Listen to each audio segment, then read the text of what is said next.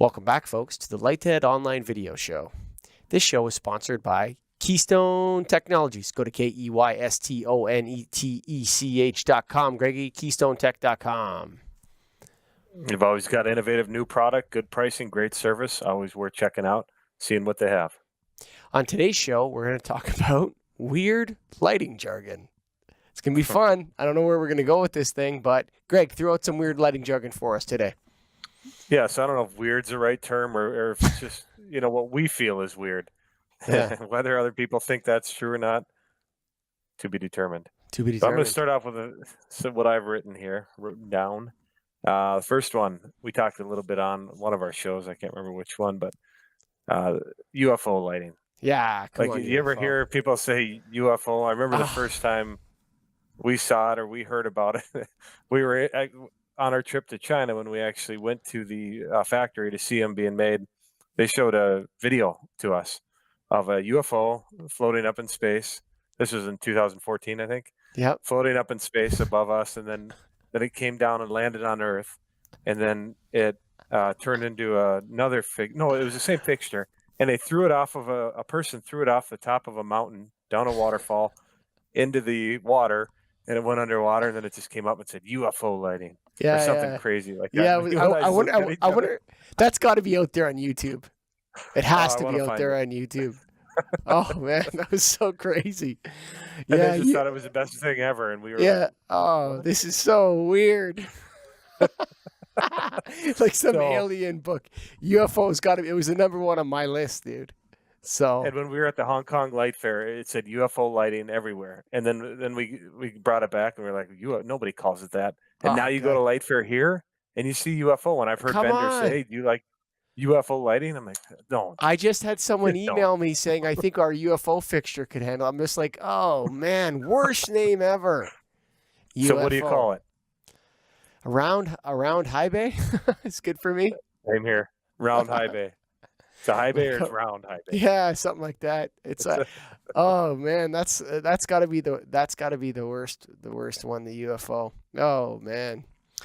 So I hate the word troffer. I hate it. Okay. I know it's a jargon word.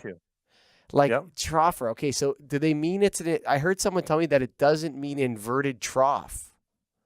I always thought it was. We talked about it on the troffer deep dive. Yeah, what was it? A combination of a trough and a coffer, which is like it was to feed animals. No, but a trough is how do you spell trough for feeding animals? It's not TROPH, is it? OUGH, I believe. Yeah. So why do they have PH?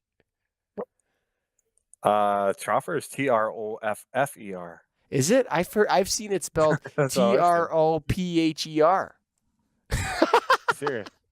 Maybe what's great about this show may get canceled because I might have had that wrong with all these years spelling troffer PHER.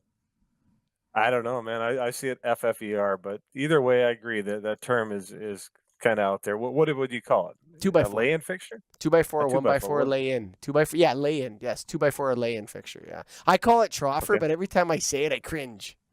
It's like, oh god, nobody knows what you mean. Oh god, I hate that. There's no customer, and I think a lot of this comes down to when we're talking to people in the field, and you use these lighting terminology that nobody gets what you mean. So when you say a troffer, nobody gets what it is, but they say 2x4. I get that. But isn't that interesting? Because that's the point of jargon.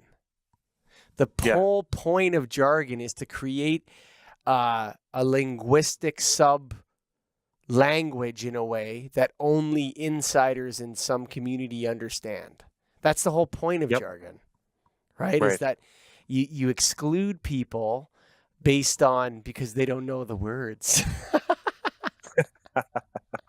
And then to dive into that troffer topic a little more, because one of the things I had is all the LED fixtures now are basically the ones that are selling are basically a flat panel, which I'm okay with that terminology. I like Makes flat sense panel. to me. Mm-hmm.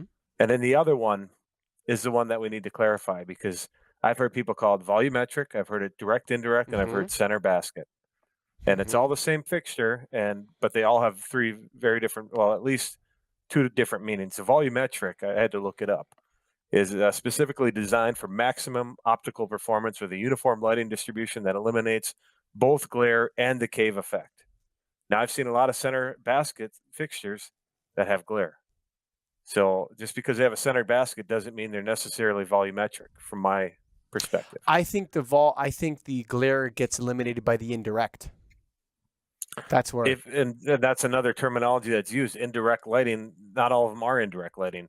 It's a direct strip of LED that's just pointed straight down that happens to have a plastic lens. Has an opal lens over it, and Bob's your uncle. There's a volumetric troffer right there, brother. That's what it is. Yep. Yeah. So I think the terminology. Yeah. What do you got for it? Mine, I say I just call it a center basket. That center basket. Yeah. Well, a center basket is basically what you're just, to me, when you say center basket, and you know what? There's not a firm, the terminology's not firm here. The jargon's not firm. Mm-hmm. When you say center basket, what you're talking about is either a direct, indirect, or 2x4, 1x4, or 2x2, but where the light is congregated somehow to the middle of the fixture, and there's like some sort of strip. And so that can be just a direct light LED strip coming out of the fixture with an opal lens. It can be inverted with direct and indirect, and it could be all just indirect. And it can have a basket or not a basket. You're right. So so you call it a center light lay-in fixture? I don't know what to call it. But all I know is that the problem is that there's too many people in the business that don't know what the hell they're talking about too, right? So like, sure.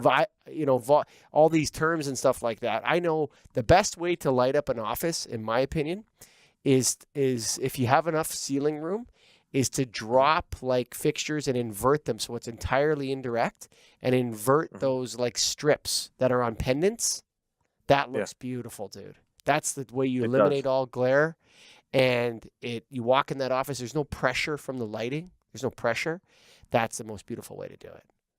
As long as you have the right reflectances and ceilings and things, it can work for sure. Yeah. So, all right. So we don't have a clear terminology on that, but people are going to continue to call it direct, indirect, center basket, volumetric. It all means the same damn thing. Yep. At least in LED. No, it doesn't, Greg. No, it doesn't, man. Look at my skew. I'm going to throw some paper at you. Look at my paper. You. I like that. All right, the next one. I'm not sure on this one, but I wrote lamps. Traditionally everything is called a lamp. Yes. I call it a bulb or a tube. Me too.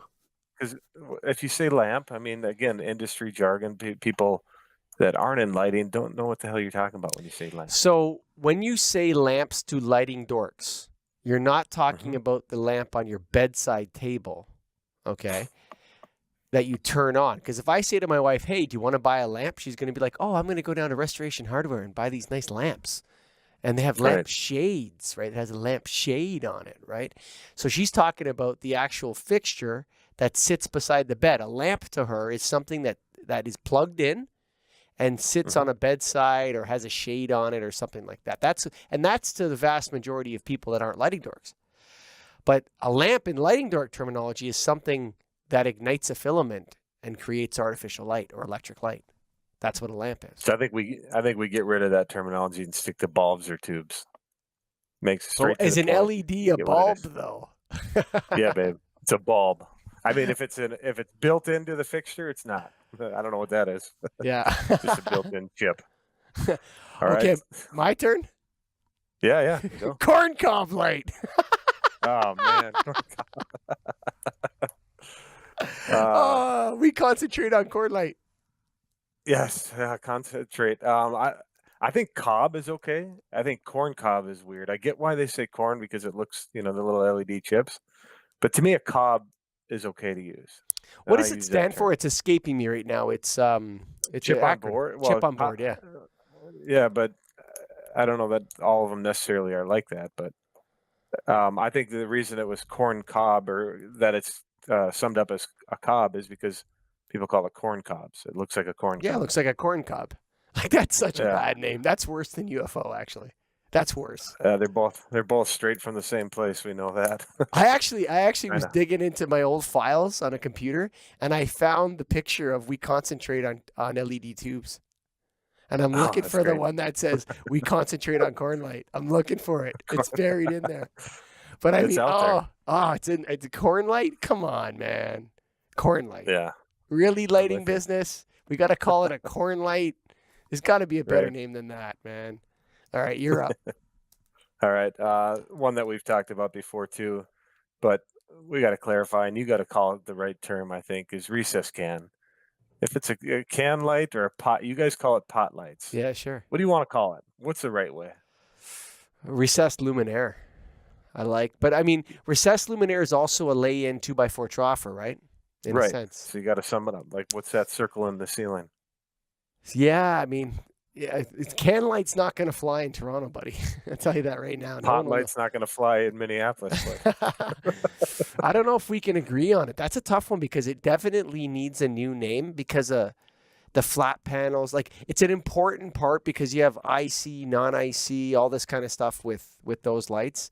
That it's very key to know what you're talking about. We just quoted a job the other day, and I had to pull the sales my rep back and say, hey, do you make sure those are check if that's IC rated or not, and this sort of stuff. So I don't know, man. What is it? Recessed luminaire would be the one that pops into my head, but then that's more of a category, isn't it? Yeah, because it can cover a variety of different types of fixtures. So I'm sticking to can light. You can stick to pot light. I I'm don't gonna think we stay can with my agree on pot that one. lights. Well, the problem with pot light is like now, you're thinking, HPS for growing marijuana, right? Exactly. Yeah, it's that's also like used here. So people say when they're talking about never for the new LED stuff, but for the HPS stuff back in when I was when it was a little more common for me to answer the phones, you'd get people asking for, hey man, you got any pot lights for growing dope, man? I gotta get some of those 1,000-watt HPS lamps, man. Just hang up on that guy. Get out of here, buddy. But now it's like legal in Canada, so it's big business. But anyway, Jargon next. Yep. So here's one that I when I try to sum up what I saw on site, I say it was a wall pack, but there are different types of wall packs. So I'm going to tell you what I know You there stole are. another one of There's mine. I did. Okay. Well, we're that's how we work. We have a full cutoff. We have a partial cutoff. Sometimes they're Sure. just called cutoff, can mean either. And then you have the bomb. Full What do you call the nasty. I was bomb? going to call it the full nasty. The And full that's what most nasty. of them are. Most of the traditional wall packs are that. The full But nasty. I haven't heard I have never heard an official term for it. I've seen maybe a flood wall pack, but a flood is a different type of fixture. So I don't know what to call that thing other than a full nasty or glare bomb or whatever we want to call it. It's a full nasty wall pack. Yeah, dude, I've sold so many of those and I feel so bad about it actually. I feel like I have to go to confession. Like go to the priest and say, Father, forgive me, I've sinned. What have you done? I have installed so many glare bombs in Toronto. Lord, please forgive me for doing this. 50K, Everybody's done it's it. so gross. Right. But there isn't a good terminology that I've heard to sum it up, because I say it's one of those it's a bomb. It's a glare bomb. Okay, is it my Full turn? nasty. Cut Full off. nasty? Yeah, whatever. We don't know. Your turn. Full nasty wall pack. Let's just call it that. Shoebox. I like that. You like shoebox? Ooh. I do. I actually use shoebox. I mean, area light is probably a little better to call it, but you know what? I like Shoebox is very descriptive of what it is. Yeah. It actually is. I wrote it down, and it's like that's one that I think should stay on the list because it is a shoebox. Actually, it does those because especially when you were putting like a metal halide bulb in it, it was kind of like a shoebox, man. If you put 2 metal halides in there, it'd be for sure a shoebox. Shoebox. I'm with you. So shoebox stays. So we keep it. All right. Like shoebox stays. Then this next one might roll into another item, but there's no way we're going to change this, and there's not a better terminology for it. But why do we use foot candles and lux? Why can't we just pick one and stick with it? Well, it's probably why do we use meters and feet and inches and centimeters? I know, but I mean we can change that in lighting. Let's get rid of one. Which one? Okay, so I want to know this before we even do that. Go down that road. What the hell is candle power? Like is it like You ever be sitting with a client and then you're sitting there and all of a sudden the client says, "What's the candle power?" And you're like, "Fuck, I don't know, dude." I just say the lumens are 15,000. Move on. Candle power. It's Yeah. 15,000 candles. Right. Hold those up, and that's how bright it's going to be. Now you get 15,000 together and show it to us. Oh, candle power. That's my favorite one. But that's a real term. It means something. I know it means something. Yeah. There's a terminology behind it. I should probably look that up, but yeah. Oh, candle power. So I yeah. like foot candles. I'm a foot candles You guy. like foot candles better? Yeah. Yeah. Luxus gets too high. Like when something is too high, it's like, it's like you look at, like Icelandic krona. It's like it's 11,000 krona, and you're like, holy man, what is that? $5? Mm-hmm. I don't like it when the numbers are too big. So, what is it? A lux is 11 lux in a foot candle or something like that. What is it? Yeah, something like that. Yeah.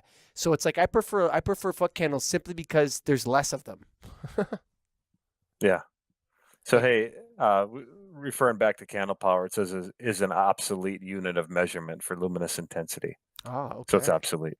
So but it's out there. It's lumens or lux though. Is candle power lumens? It's illuminating power expressed in candelas or candles.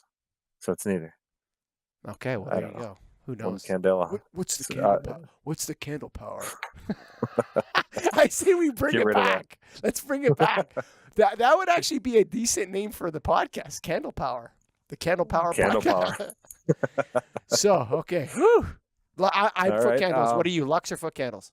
I'm foot candles for sure. Yeah. Here at least. Yeah. All true lighting badasses are foot candle guys. Come on, man. Stick to foot candles. Come on.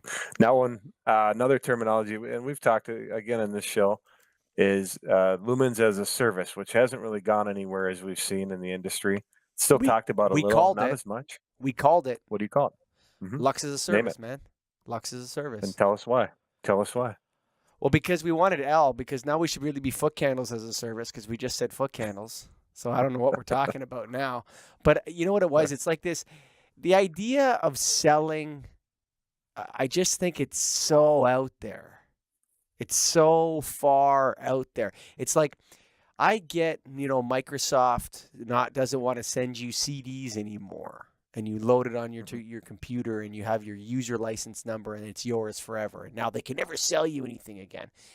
It just strikes me as so fat cattish to sit around and think that people are going to pay for the light in the room that they have. That's what you get for the money. It doesn't make any sense. It's like, I don't get that. Oh, you're not paying for the light fixture. You're paying for the lux level. I don't know, man. I just don't see that as a business model. So I'm going to say I don't give a rat's ass about LAAS, lux as a service, lumens as a service. I think it's stupid, to be honest with you. But I could be wrong. So let's not even. Yeah. Well, let's not even talk about it then. Well, you know what? Like we said on the other show, if you don't like what I just said, why do you care about what I think? True. Then you can hit stop and not listen to that part. Exactly. Now the other couple things, there's not really as much terminology. One, I think we use the term retrofit loosely. I mean, a retrofit is actually where you go into an existing unit and change it out to LED. But we're talking when we replace fixtures, we're calling it retrofit. So I don't know that there's any change. I think you're retrofitting the building in it. I think retrofit is a loose term where people throw it around like, where it gets chucked around. What it is a lighting project. And within lighting projects, you have fixture replacement and retrofit. That's how I see it. True. Yep. So I just wanted to bring that up. And I got one. I've got, what do you Power over Ethernet. Like, come on. Call it? I don't know. I don't even want to call it because I'm never going to sell that crazy making stuff. I mean, power over Ethernet, that's pretty wild, man.